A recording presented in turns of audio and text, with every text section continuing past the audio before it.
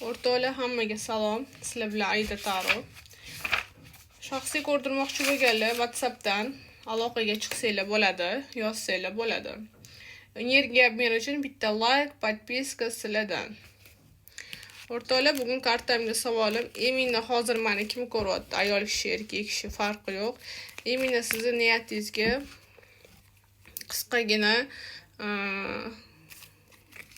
karta ochirim qilamiz. Ketdik.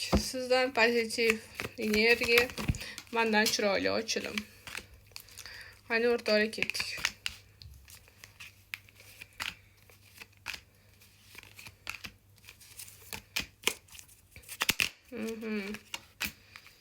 Hozir meni ko'rayotgan inson oilalimisiz?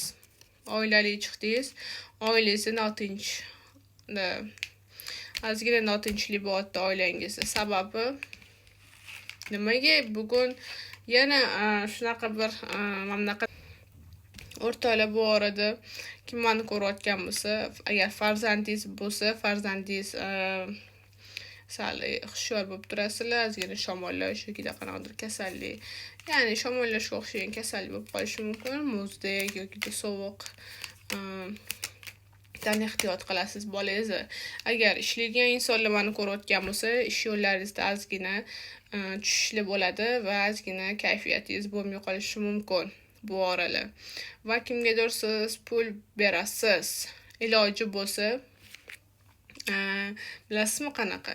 U pulni siz agarda qurbingiz yetsa, pulni qaytarib oladigan darajada qilib bermang. Ya'ni qarz bo'yicha qarz niyatda qilib bermang, chunki bu insonga agar siz hozirda pul bersangiz, qaytarib bermagan darajada bersangiz, sizni juda ham chiroyli mukofot kutyapti. Juda ham chiroyli bir xayrli xabar, xayrli bir yo'l, xayrli bir ish kutyapti. Agarda qurbingiz yetsa, agar qurbingiz yetmasa, o'zingiz bilasiz, qarz bermaslikni.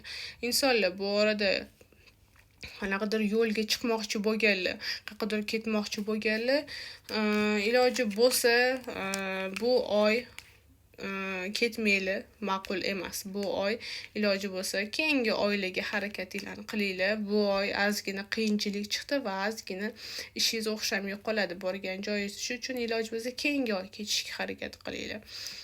Tak o'rtoqlar, kunlik